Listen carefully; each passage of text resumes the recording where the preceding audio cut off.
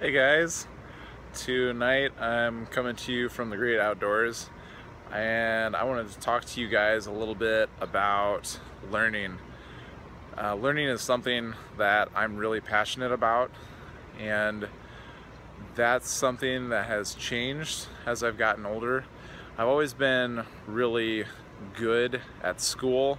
I've always been an A student kind of thing. The only time I ever did poorly was when I wasn't challenged, when it wasn't kind of fun. So to a certain degree, learning has always been something I've been good at and motivated to do. But the thing that's changed, especially within the last few years for me, is the reasoning behind why I'm learning. Before, the reasoning was extrinsic motivation. It was things outside of myself. I did it to get that grade. I did it for the attaboy, that kind of thing, for the recognition. And these days it's much more about me learning because I'm genuinely interested in the topic and it's something I'm passionate about. So one thing I do very often is I get into podcasts in a pretty big way, and it's pretty amazing how much information is out there for free for anyone who's interested, and regardless of the topic, you can find a podcast on that subject. So whether it's TV shows and comparing what's the best TV show out there, you can find podcasts on health and wellness, you can find podcasts on nutrition, you can find podcasts on folklore and fairy tales. Whatever you're into, there's a podcast for that. So what I like to do is I'll listen to those podcasts when I'm doing meal prep or I'm going for a long drive, whatever. I'll turn on a podcast and I'll learn, and it's really cool because someone out there has put in the time, they put in the research, and they've just compiled all the information there for anyone who wants it. And today, the reason that I'm kind of on this topic is that I really encourage everybody to find something you're passionate about, because the second you stop learning, the second you stop growing, is the second you stop living, in my opinion. I mean, there's just so much out there, and there's no way to experience it all in one lifetime, let alone the fraction of a lifetime that I've lived. And it's just so exciting. There's so much of the world out there, and to latch on to something you're passionate about and then learn more and then share that passion with others is just something that feels really good. My particular passion as far as health and wellness goes is something I'm very fortunate to be passionate about, because fortunately there's a high demand for that kind of information, that kind of knowledge. A lot of people come to me, and right now I'm making a living. It's not, millions of dollars, but it's something I can make a living doing just by sharing what I'm passionate about with others. And that's something I really encourage everybody to do.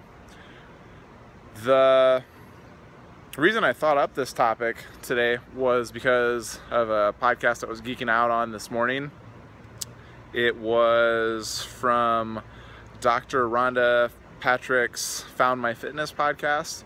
And I gotta warn you, this one gets way off in the weeds. She's a super smart lady, but she gets pretty technical. So she doesn't necessarily know how to speak to the layman kind of thing. So her podcasts do tend to get way off in the weeds with technical information, but just the same, it's some pretty great information. Today's topic, she was interviewing Dr. Sachin Panda, and he was talking about time-restricted feeding and circadian rhythms. So my layman's translation of that is that she was talking, they were both having a conversation about how we have evolved to operate with the rising and setting of the sun. So our bodies naturally start to wake up just before the sun rises, and they naturally start to downregulate. They start to get a little sleepy right before that sun starts to set. And they say that goes back to, prehistoric times when, our distant ancestors were, you know, the small mammals, and they need the sunlight to find their food, so they want to be up and ready to go right as soon as the sun's up, and then they need to know to get back to their cave, get back to their little burrow, whatever it is, before that sun goes down and all the big, mean, nasty predators come out. So what that means for modern human beings is that we are regulated by our internal clock, our circadian rhythm. So when we try to kind of fight that, so you got the night owls who stay up super late, or you've got people who get up at 2 in the morning, whatever the case may be, and when you try to fight that, your body's clock doesn't really agree with that, because it says no, the sun's not supposed to come up yet. So your hormones tend to get a little out of whack, and you end up sleepy all the time, and it's like you're kind of permanently jet lagged. Cool thing you can do to kind of help offset that is you can kind of hack your surroundings, kind of thing. So by exposing yourself to sunlight, you can reset that circadian clock. So spending time outside every day, there's a receptor in your eye that senses the amount of light, whether you can see or whether you're blind, which is another really cool fact.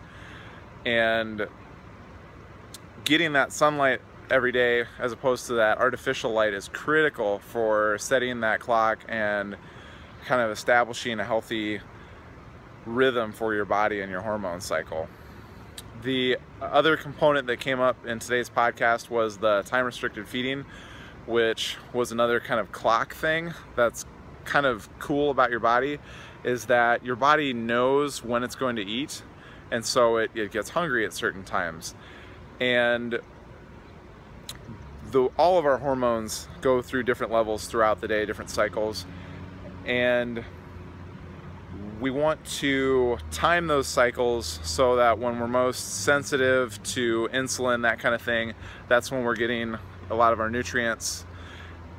So what they suggested, based on animal studies, was that if you eat within that kind of same window of your natural rhythm, you're going to find a lot more success. And what that translates to is healthier weight management, even increased muscle mass they found in some animals, which was super cool. And so I might be trying that out.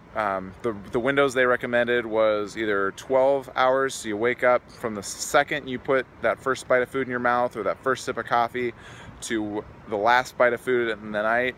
You want 12-hour window, no more than 12 hours. And then they also get a little more restricted with 9 or even 8 hours. And so that's just something that sounds super fun to play with.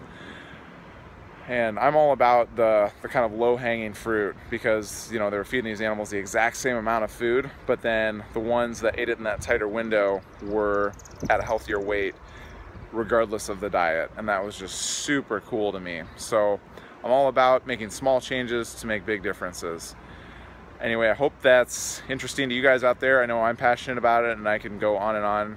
I'll put a link to the podcast in the description to the YouTube video, and I'll see you guys next time.